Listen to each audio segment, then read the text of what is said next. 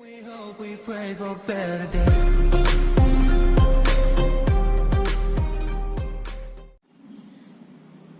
बच्चों, पिछली क्लास में हमने रिंग्स और रिंग से रिलेटेड कुछ डेफिनेशन डिस्कस की थी, जैसे कि what is the meaning of ring, type of rings, ring without zero divisor, ring with zero divisor, integral domain, division ring.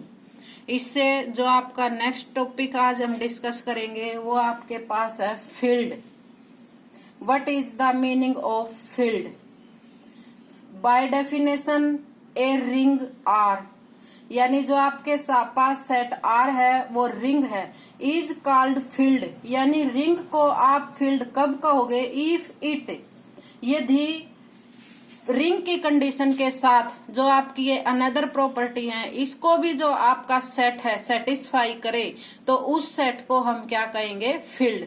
जैसे कि फर्स्ट प्रॉपर्टी जो आपके पास है कम्यूटेटिव, यानी जो रिंग आपके पास सेट है वो commutativity under the binary operation multiplication satisfy करे।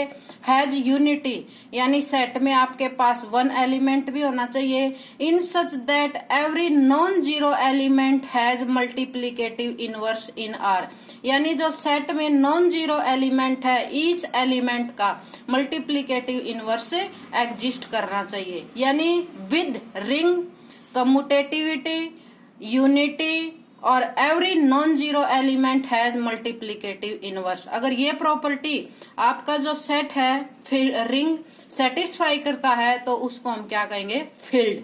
जैसे रिंग का अलजेब्राइक स्ट्रक्चर आपके पास था आर प्लस एन मल्टीप्लीकेशन।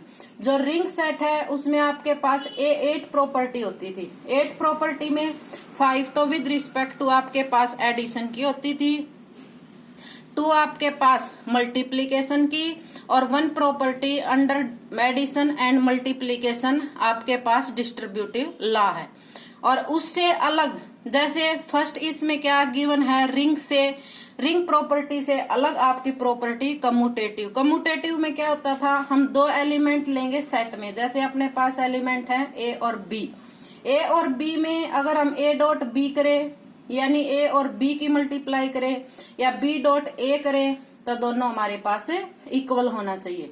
जो नेक्स्ट है यूनिटी, यानी जो अपना सेट आर है उसमें 1 होना चाहिए such that 1 dot a equal to a dot 1, यानी 1 डॉट ए करें, 1 की ए से मल्टीप्लाई करें या ए की 1 से मल्टीप्लाई करें, इट सेल्फ आपके पास ए आना चाहिए।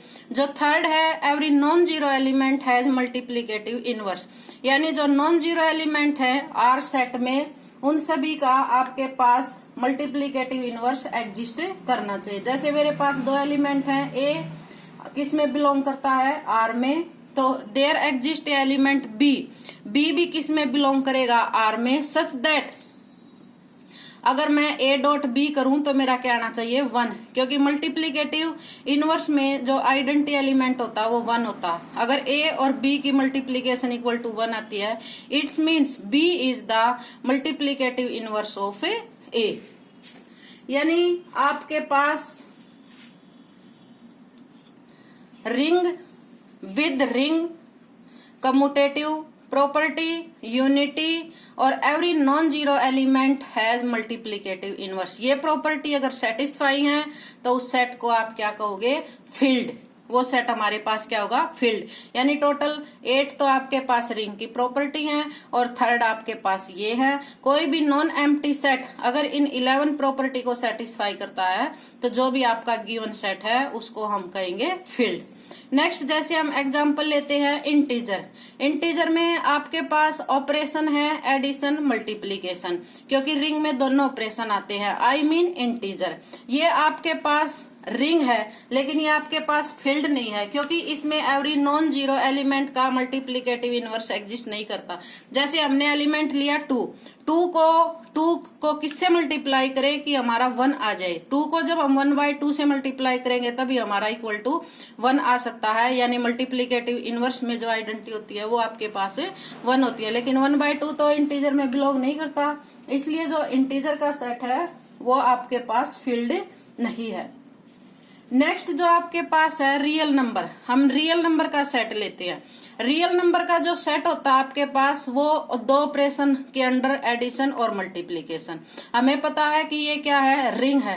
ये कम्यूटेटिविटी भी होगा, इसमें यूनिटी एलिमेंट भी होता है और इसमें मल्टीप्लीकेटिव इनवर्स भी एग्जिस्ट करेगा। क्योंकि जैसे मैं 2 एलिमेंट लेती हूँ, 2 का किससे मल्टीप्लाई करूं कि मेरा आंसर 1 आए, यानी मल्टीप्लीकेटिव इनवर्स आइडेंटिटी क्या होती है, 1। तो 1/2 किस में बिलोंग करेगा, आर में, और 2 और 1/2 की मल्टीप्लाई करेंगे तो इक्वल टू आपके पास क्या आएगा, 1। और 1/2 इंटू 2 करोगे तब भी आपके पास क्या आएगा, 1। यानी जो रियल नंबर का सेट है वो आपके पास क्या है, फील्ड। ये हमने डिस्कस किया what is the meaning of field with example. अब हम फील्ड से रिलेटेड कुछ थ्योरम डिस्कस करेंगे। जैसे फर्स्ट आपकी थ्योरम है, every field is an integral domain, यानी एक सेट है वो क्या है आपके पास, फील्ड, और फील्ड को मैंने क्या प्रूव करके दिखाना है, इंटीग्रल डोमेन। अगर आपके पास सपोज कीजिए कि जो सेट एफ है वो फील्ड है, अगर फील्ड है तो एफ सेट कम्यूटेटिविटी रिंग की प्रॉपर्टी को भी एग्जिस्ट करेगा, विद यूनिटी एलिमेंट भी होगा, और पॉजिटिव उसका मल्टीप्लीकेटिव इनवर्स भी एग्जिस्ट करेगा, यानी ईच नॉन जीरो जो एलिमेंट होगा उसका MI भी एग्जिस्ट करेगा। ये सभी प्रॉपर्टी फील्ड के अंदर होती है। जो भी आपका सेट है, फर्स्ट रिंग है, सेकंड कम्यूटेटिविटी है, थर्ड यूनिटी भी है, और साथ में नॉन जीरो एलिमेंट का आपके पास मल्टीप्लीकेटिव इनवर्स भी एग्जिस्ट करता है।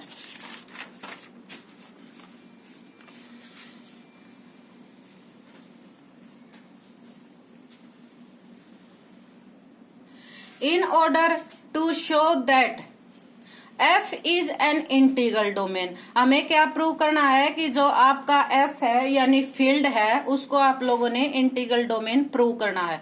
तो इंटीग्रल डोमेन की प्रॉपर्टी के अकॉर्डिंग जो आपका सेट है वो आपका क्या होना चाहिए, रिंग होना चाहिए, और रिंग के साथ कम्यूटेटिव, और कम्यूटेटिव के साथ यूनिटी, और यूनिटी के साथ विदाउट जीरो डिवाइजर। तो इस सेट को हमें इंटीग्रल डोमेन प्रूव करने के लिए सिर्फ it is sufficient to show that f has without zero divisor, no zero divisor. ये ही हमें ओनली प्रॉपर्टी प्रूव करनी है, क्योंकि इंटीग्रल डोमेन में फील्ड में इंटीग्रल डोमेन की सभी प्रॉपर्टी हैं, ओनली दिस प्रॉपर्टी। तो अगर हम एफ को नॉन जीरो डिवाइजर प्रूव कर देते हैं तो हमारा जो सेट है वो क्या प्रूव हो जाएगा, integral domain. Non zero divisor की क्या प्रॉपर्टी थी आपके पास कि अगर दो एलिमेंट की हम डॉट प्रोडक्ट करें तो उसमें से या तो फर्स्ट एलिमेंट जीरो होना चाहिए या सेकंड एलिमेंट आपके पास जीरो होना चाहिए, तभी हम उस सेट को क्या कहेंगे, विदाउट जीरो डिवाइजर और no zero divisor. That is a और बी एफ में बिलोंग करते हैं और ए और बी की डॉट प्रोडक्ट जीरो के इक्वल होती है, which imply either A equal to zero और बी इक्वल टू जीरो। ये किसकी डेफिनेशन है, without zero divisor, no zero divisor. इसको प्रूव करने के लिए हम दो एलिमेंट लेते हैं अपने सेट में। जैसे लेट ए और बी किस में बिलोंग करते हैं, फील्ड में।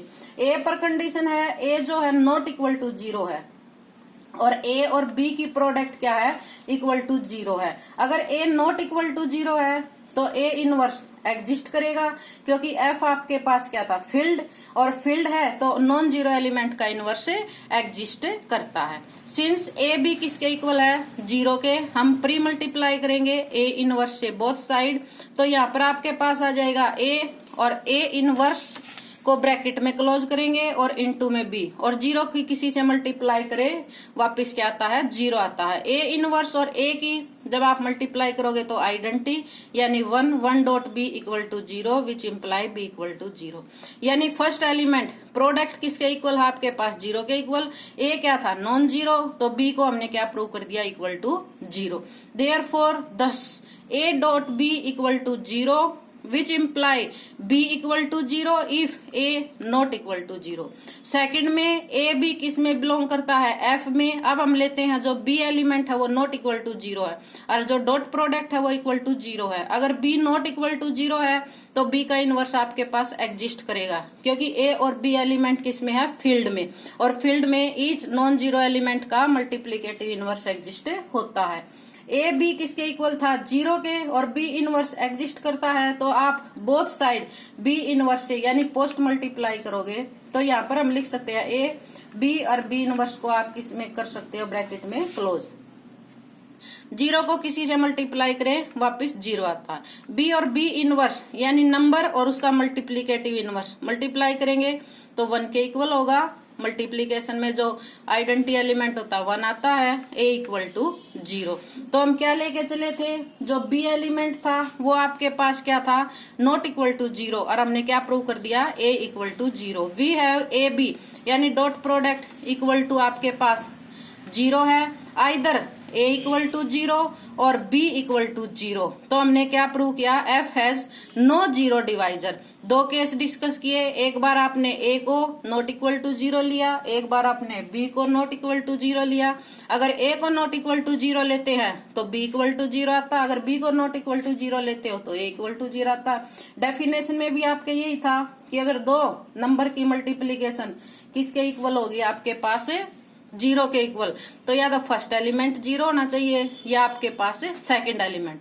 Therefore f has no zero divisor, therefore f is an integral domain, यानी f जो आपके पास सेट था वो क्या था, आपके पास फील्ड, और उसको हमें क्या प्रूव करना था, इंटीग्रल डोमेन। ये आपकी थ्योरम यही प्रूव होती है।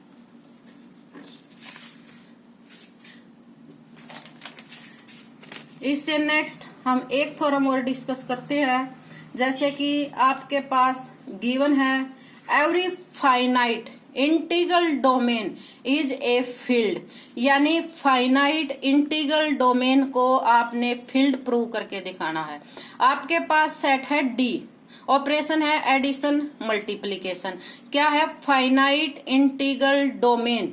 तो फाइनाइट इंटीग्रल डोमेन के अकॉर्डिंग जो डी है आपके पास रिंग की कंडीशन को सेटिस्फाई करेगा। जो डी है विद कम्यूटेटिविटी रिंग है, विद यूनिटी है, हैविंग नॉन जीरो डिवाइजर, यानी अगर डी इंटीग्रल डोमेन है तो जो डी की प्रॉपर्टी हैं वो सभी इसमें सेटिस्फाई होंगी, यानी जो रिंग की 8 प्रॉपर्टी और उससे अलग कम्यूटेटिव, यूनिटी और नो जीरो डिवाइजर, यानी 11 प्रॉपर्टी को सेटिस्फाई करता है ये सेट, क्योंकि डी क्या है आपके पास, इंटीग्रल डोमेन। इंटीग्रल डोमेन को अब मेरे को प्रूव करके दिखाना है फील्ड। हमने सेट लिया जो डी है वो आपके पास फाइनाइट है, फाइनाइट में फाइनाइट एलिमेंट है जैसे 1 to m। In order to show that D is a field, यानी डी को अब फील्ड प्रूव करके दिखाना है। तो फील्ड में और जो फाइनाइट इंटीग्रल में प्रॉपर्टी का एक का डिफरेंस है, तो हमें केवल यही प्रूव करना है, we only have to show that D has multiplicative inverse for every non zero element in D, यानी डी में जितने भी नॉन जीरो एलिमेंट है उन सभी का मल्टीप्लीकेटिव इनवर्स एग्जिस्ट करे, ये हमें शो करना।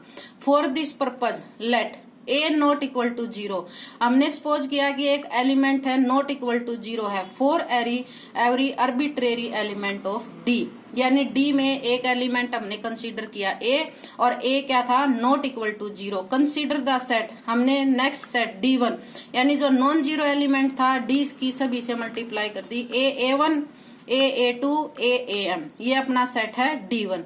All element of D1 are distinct, क्योंकि जब D जो आपके पास सेट था उसमें सभी एलिमेंट क्या थे, डिस्टिंक्ट, तो इसमें भी A से मल्टीप्लाई करने के बाद सभी एलिमेंट क्या होंगे आपके पास, डिस्टिंक्ट होंगे। तो इस कंडीशन के अकॉर्डिंग हम यहाँ सपोज करते हैं कि जैसे A into AI equal to A into AJ, यानी दोनों एलिमेंट इक्वल है, लेकिन I जो है वो J के इक्वल नहीं है।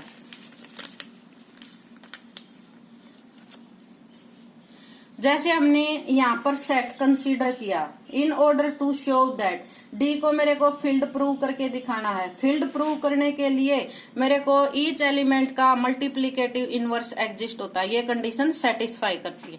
तो हमने एक एलिमेंट लिया ए जो था वो नॉट इक्वल टू 0 है, नॉट इक्वल टू 0 है और किस में बिलोंग करता है, डी में। तो हमने सेट अपना डिसाइड किया D1 सेट अगर डिसाइड करते हैं तो उसमें एलिमेंट आएंगे A1, A2, A all element of D1 are distinct. हम कहते हैं कि जो D1 के सभी एलिमेंट है वो क्या है, अलग अलग है। इसको देखते हुए हम यहाँ सपोज करते हैं अपोजिट में AI equal to AAJ, I not equal to J। ऐसे लिख सकते हैं AAI minus AAJ equal to J। A common निकाल लेते हैं, AI minus AJ equal to 0।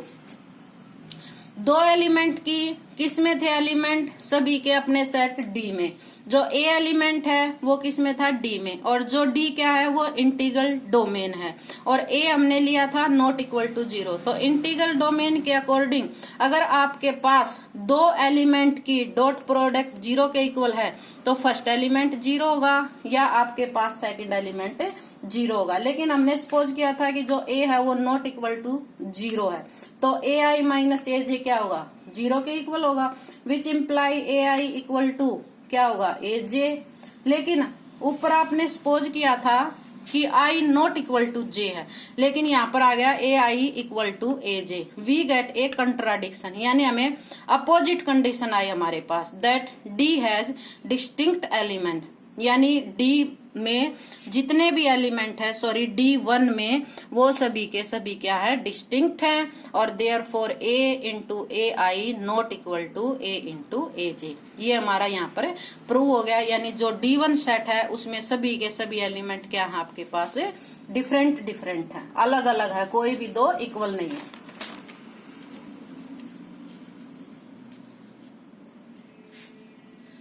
Consequently, D1 has M distinct, जो एलिमेंट गिवन है सभी डिस्टिंक्ट है और प्रोडक्ट की फॉर्म में है।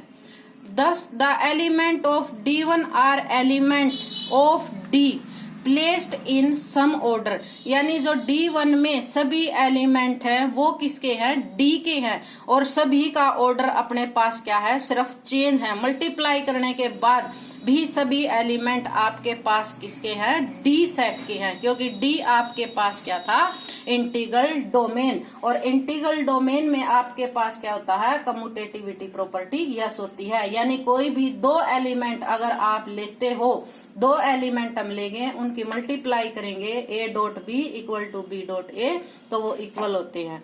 जैसे कि आपके पास सेट है, हम एग्जाम्पल, आपके पास गिवन सेट था यहाँ पर जैसे D में क्या एलिमेंट थे, A1, A2, AM। D1 में हमने एक एलिमेंट सेलेक्ट किया D में से, और D में से जो एलिमेंट आपने सेलेक्ट किया है तो मल्टीप्लाई करने के बाद आपने सेट बनाया D1 जब आपने सेट बनाया तो A एलिमेंट किस में था, D में, A1 किस में था, D में, और D क्या था आपके पास, कम्यूटेटिविटी रिंग। तो A और A1 किस में होगा, D में। कौन सी प्रॉपर्टी, क्लोजर प्रॉपर्टी के अकॉर्डिंग। तो D is A commutativity ring और विद यूनिटी भी है। सपोज करो कि जैसे हमने ये एलिमेंट कंसीडर किए हैं D में 1, A1, A2, A3, A4। Suppose करो कि जो A हमने कंसीडर किया था वो A2 के इक्वल है, तो D1 में आपके पास क्या आएगा, जैसे A2 किसके इक्वल है यहाँ पर A के। तो जैसे हमने A2 से सभी की मल्टीप्लाई की तो A डॉट क्या आएगा 1, A dot A1, A dot A2, A dot A3, A dot A4।